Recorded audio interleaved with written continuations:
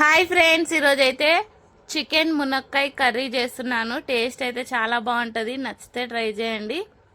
First అయితే gas on చేసుకొని గిన్నె పెట్టుకోవాలి. దాంట్లో చికెన్కి సరిపోయేంత ఆయిల్ వేసుకోవాలి. వేసుకొని 3 పెద్ద సైజు ఆనియన్స్, 4 పచ్చిమిరపకాయలు కట్ చేసుకున్నాను సన్నగా, అందులో వేసేసుకోవాలి. వేసుకొని కొంచెం కరివేపాకు వేసుకొని మంచిగా కలిపేసుకోవాలి. అవి మంచిగా ఫ్రై కావాలి.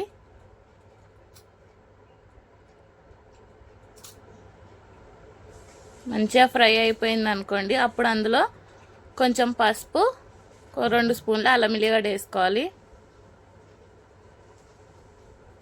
వేసుకొని అవి కూడా మంచిగా వేగాలి. వేగినాక చికెన్ వేసేసుకోవాలి. కేజీ చికెన్ తీసుకున్నాను, కడిగేసి అవి కూడా వేసేసుకోవాలి. చికెన్ వేసుకొని మంచిగా కలిపేసుకోవాలి.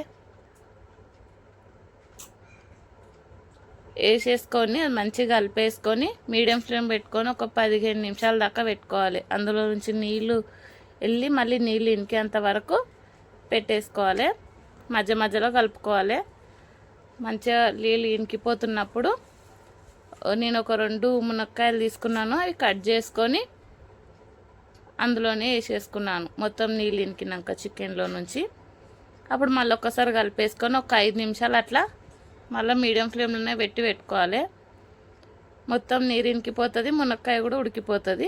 అప్పుడు అందులో ఒక 2 టమాటాలు పెద్ద సైజు కట్ చేసుకొని సరిపోయేంత కారం, ఒక 2 స్పూన్లు సరిపోయేంత సాల్ట్ వేసేసుకొని అది కూడా మంచిగా కలిసేటట్టుగా కలిపేసుకోవాలి.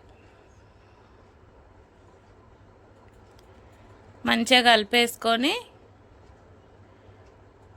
చికెన్కి మంచిగా పట్టేటట్టు కలుపుకొని మూత పెట్టుకొని ఒక 15 నిమిషాలు సిమ్లో పెట్టుకోవాలి. టమాటా మంచిగా ఉడికిపోతుంది. టమాటా మంచిగా ఉడికిపోయినప్పుడు మళ్ళీ ఒకసారి మంచిగా కలిపేసుకోవాలి. ఎక్కువ మసాలాలు గిట్లా ఏం లేదండి ఇందులో, ఖాళీ సింపుల్గా చేసేసుకోవచ్చు, ఎవరైనా చేసుకోవచ్చు. కొంచెం గరం మసాలా వేసుకోవాలి, అందులోనే కొంచెం చికెన్ మసాలా వేసుకోవాలి, కొంచెం కొత్తిమీర వేసుకోవాలి. వేసుకొని మళ్ళీ ఒకసారి మంచిగా కలిపేసుకున్నామంటే అయిపోయినట్టేనండి చికెన్ మునక్కాయ కర్రీ. టేస్ట్ అయితే చాలా బాగుంటుంది. సింపుల్గా ఎవరైనా చేసుకోవచ్చు ఈజీగా. నచ్చితే లైక్ చేయండి, షేర్ చేయండి.